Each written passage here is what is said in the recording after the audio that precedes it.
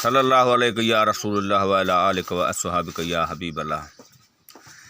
तुझे कदमनता कुर्बान सजण, तुझे कदमनता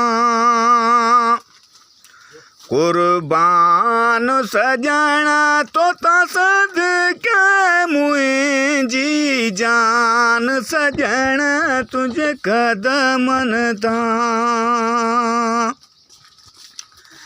हिक जान सदम ऐं जान जहान छा आहे घोरिया तुंहिंजे मथां। तो घोरे जानियूं सारो जहान, तो घोरे जानियूं